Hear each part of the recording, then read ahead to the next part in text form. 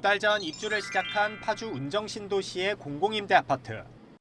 샤워기 물을 틀자 누런 물이 쏟아져 나옵니다. 세면대에 끼운 정수 필터는 하루도 되지 않아 갈색빛으로 변했습니다. 1,400여 세대에서 주방, 화장실 할 것 없이 누런 물이 나오기 시작한 건 입주 초부터. 현재 입주율이 70% 정도인데 세대의 대부분 고통을 호소하고 있습니다. 이물질이 조금씩 보여서 아이들 씻기는 문제도 그렇고 설거지나 세탁이나 지금 다 문제가 생겨가지고 아토피 가지신 분들은 간지럼을 호소하시고 병원 다니시는 분들도 계시고 심지어 날카로운 철 파편과 쇳가루가 섞여 나오기도 했습니다. 입주민들은 정수기를 설치해놓고도 불안해 생수를 사다 먹고 제대로 씻지도 못하는 처지입니다. 차라리 필터를 빼고 물을 그냥 흘려버리자 하는 생각에 필터를 돌려서 빼는데 뭔가 날카로운 게 저를 찔렀어요. 깜짝 놀라서 봤더니 너무 날카로운 쇠붙이들이 여러 개가 나오더라고요. 그런데 문제는 지자체부터 건설사, 사업 주체인 LH까지 원인을 아무도 모른다는 겁니다. 건설사와 관리사무소 측은 물탱크 2개를 엄격하게 관리하고 있다며 아파트 시공과 관리에는 문제가 없다고 주장하고 결론은 시공 한쪽에서 이제 다룰 것 같아요. 그게 문제였으면 이미 청소도 그때 한번 다 했거든요. 파주시는 해당 아파트 단지만의 문제라며 건설사와 LH가 해결해야 한다는 입장만 내놨습니다. 제 쪽이기 때문에 저희가 수자공사 쪽으로는 확인 요청을 드리거든요. 이제 수자공사 쪽에서 LH 쪽이랑 어떻게 연계를 하시는지는. 민원이 빗발치자 LH는 뒤늦게 사태 파악과 대책 마련에 나섰습니다. 일단 정수장에서 물을 끌어오는 수도 급수관에 문제가 있는 거로 추정하고 급한 대로 세대마다 생수를 공급하겠다고 밝혔습니다. 조선화 중이거든요. 그 부분에 대해서는 샘용수는 더 공급하기로 했고 1.5리터짜리 6개 한 세대당 그렇게 공급할 예정이거든요. 그러나 주민들은 고작 이걸로 뭘 쓰라는 거냐며 더욱 반발했습니다. 건설사와 지자체 모두 책임 떠넘기기만 한다며 분통을 터뜨리기도 했습니다.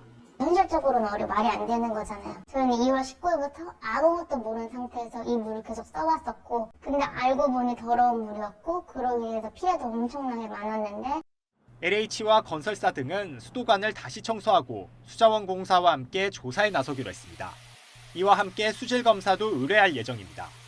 하지만 수도관 같은 대형 시설을 교체해야 한다는 결론이 나온다면 입주민들은 물을 쓰지 못하는 채로 몇 달을 더 살아야 할지 알 수 없는 상황입니다. YTN 김지환입니다.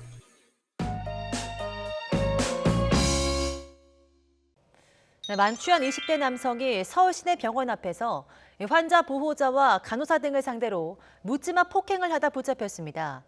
신원을 조회해봤더니 휴가 나온 육군 소속 현역 일병이었습니다. 신준명 기자가 단독 보도합니다. 짧은 머리를 한 건장한 남성이 권투를 하는 듯한 자세를 취하더니 서 있던 사람에게 다짜고짜 주먹을 휘두릅니다. 휘청거리는 남성, 일행이 그러지 말라며 막아서자 일행에게도 주먹질하고 발길질까지 합니다. 그리고는 도망치려다가 사람들이 뒤를 쫓자 또다시 무차별 폭행을 합니다.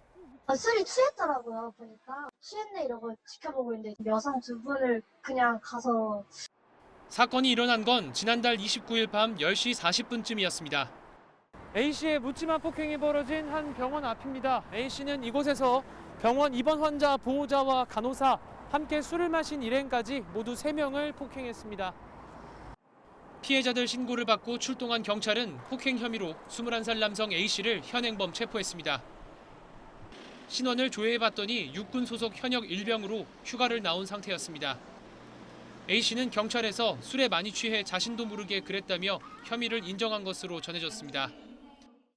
군 관계자는 YTN과 통화에서 A씨가 평소 성실하게 군 생활을 해왔는데 술을 많이 마시고 우발적으로 범행한 것으로 보인다고 말했습니다. 경찰은 조사 내용을 군사경찰대로 인계했습니다. 육군 측은 이를 토대로 사건 경위를 추가로 조사한 뒤 형사처벌과 별개로 징계 수위를 결정할 방침입니다. 우발적인 상황으로 민간인을 폭행해서 이런 현장 출동한 경찰이 체포된 상황이었습니다. 면밀하게 조사 후에 그 결과에 따라 법규에 의거 엄정하게 처리할 예정입니다. 이와 함께 휴가 중에 이 같은 일탈이 재발하지 않도록 병사들을 상대로 사고 예방 교육 등을 강화하겠다고 덧붙였습니다. YTN 신준명입니다. 하수구 맨홀 뚜껑에서 철근이 갑자기 튀어나왔다는 신고가 들어와 뚜껑을 열어보니 60대 남성이 알몸 상태로 발견됐습니다. 경기 파주경찰서는 지난 4일 밤 11시 20분쯤 파주시 광탄면의 한 공장 맨홀 뚜껑 구멍에서 철근이 갑자기 솟아나왔다는 공장 주인의 신고를 접수했습니다. 우연히 철근을 발견한 공장 주인이 CCTV를 확인한 결과 오전에 맨홀 안에서 철근이 나타난 것을 보고 이를 수상히 여겨 경찰에 신고했습니다. 소방과 경찰이 출동해 40분 만에 맨홀 뚜껑을 열어보니 하수구 안에서 알몸 상태인 60대 남성 A씨를 발견했습니다. 발견 당시 A씨는 하수구 물에 몸이 불어 있었으며 무릎 등에 찰과상을 입고 엉덩이에 욕창까지 나타난 상태였습니다. 앞서 정신질환으로 치료를 받았던 A씨는 공장에서 3km 정도 떨어진 다세대 주택에서 홀로 거주하며 이웃과 교류가 없었던 것으로 파악됐습니다. 검은색 승용차가 길가에 주차된 차를 들이받더니 그대로 달아납니다. 이때 이를 목격한 배달 오토바이 운전자들이 뒤를 쫓기 시작합니다. 큰 길로 나온 차량은 정차된 차를 피해 중앙선까지 넘으며 빠른 속도로 내달립니다. 그 옆에서 펑 소리가 나는 거예요. 차 두 대를 치고 도망가더라고요. 그래서 쫓아갔죠. 과속 방지턱도 아랑곳하지 않고 도주하더니 인도를 넘어 주차된 차를 들이받자 운전자는 차를 버리고 인근 건물로 숨어버립니다. 하지만 뒤따라온 오토바이 운전자들에게 곧바로 덜미가 잡혔습니다. 뭐가 터졌다고 할 정도로 소리가 어마어마하게 컸으니까 도망오다가 이제 그냥 이제 일이 이제 막 올라온 거죠. 이제 이 차도 앞에 하고 그 뒤에 차 여기 세우는 것도 그냥 엉망이 되고. 벤츠 승용차로 1km 정도의 거리를 질주하며 도주극을 벌인 건 30대 남성이었습니다.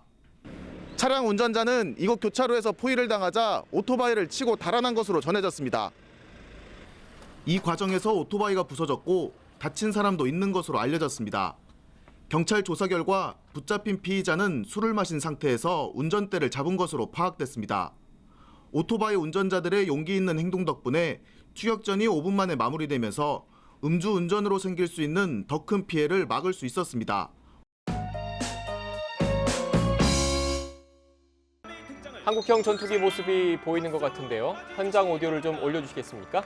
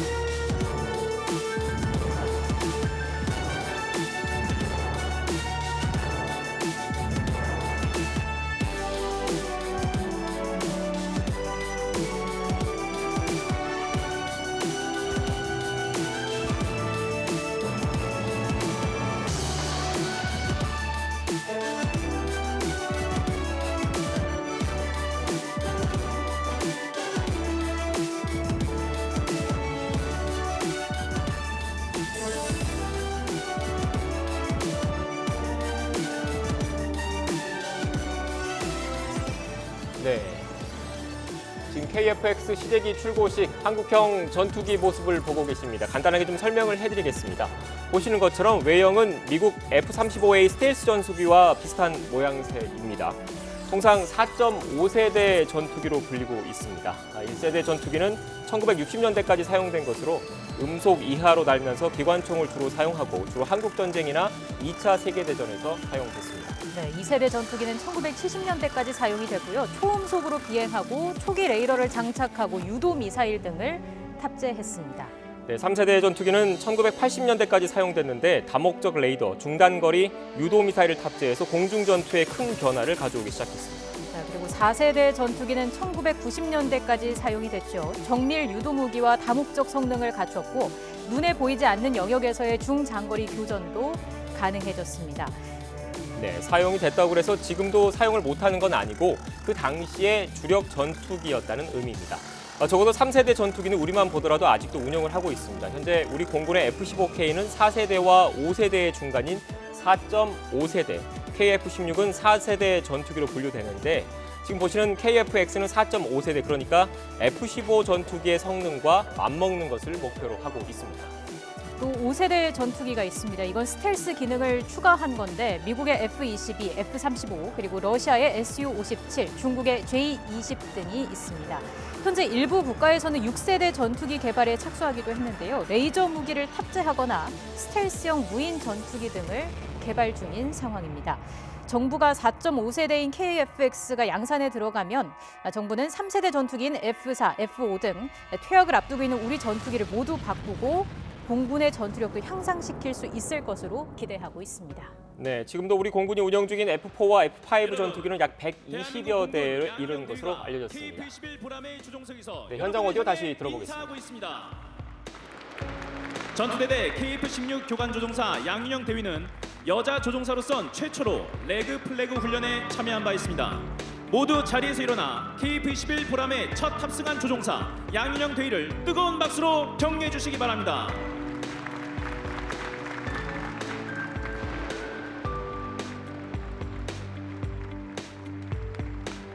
하늘을 달리는 우리 꿈을 보아라. 하늘을 지키는 우리 힘을 믿으라. 공군가에 담긴 굳건한 신념을 가슴에 새기며 KF-21 보람에는 전심 전력을 다해 대한민국의 하늘을 수호할 것을 국민 여러분께 다짐합니다. 대통령께서는 무대로 이동해 주시기 바랍니다. 큰 박수 부탁드립니다.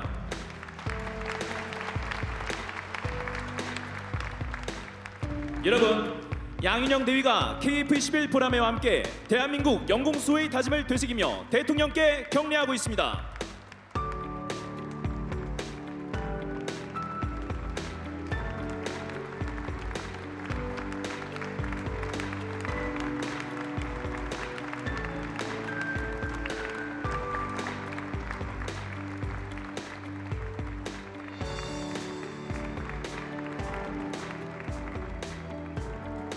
큰 박수 부탁드립니다. 양윤영 대위가 국민 여러분 앞에 자랑스러운 모습을 선보인 KF-21 보람회, 그 역사적인 첫 탑승의 순간을 함께 하셨습니다.